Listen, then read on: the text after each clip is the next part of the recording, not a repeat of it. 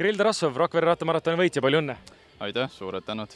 Enne, milline oli eesmärk enne tänast starti? Eks ma ausalt öeldes üritan igasse starti tulla võidu mõtetega, aga sa pead ise olema realistlik, et see ei ole võimalik. Aga jah, ka tänase päeva lootsin, et tuleb midagi head ja vaadates eilset päeva, siis tundus, et jalg on päris hea praegu.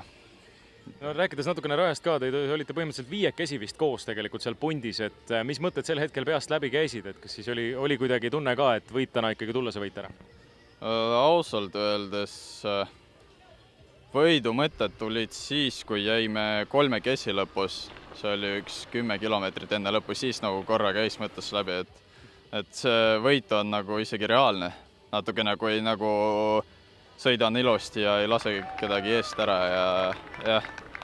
No vaadates jah, Kaspar Austa, Gert Jõer, varasemad Rakvere rattamaratoni võitjad, mõned siin sarjavõitjad, et mis sul omal peast läbi käis, kui siin finiši sirge peal, et tundsid sa, et sul on jalg kuidagi parem nendest või mis mõtted olid?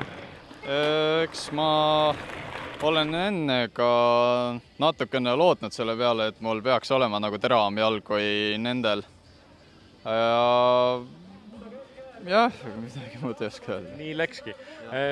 Palju rajal teil omavahel sellist nagelemist seal oli või üritasite pundis ikkagi koostööd teha ka natukene, et tagumisi kuidagi eemale hoida? Seal oli nii, et nii kui tuli tehnilised kohad, siis alati leidus keegi, kes nagu hakkas tempot tegema, et alguses see oli, see mitte küll tehnilise peale, aga Raido Saar pani algus korraliku tempo peale, siis läksime metsa vahele, siis hakkas Peeter Torus junior tegema tempot, siis pärast hakkas Pajur ja kõik me nagu üritasime tehnilist, vaadates, kuidas jõudu oli, et üritasime tehnilisel lõigul nagu midagi välja panna. Et jah.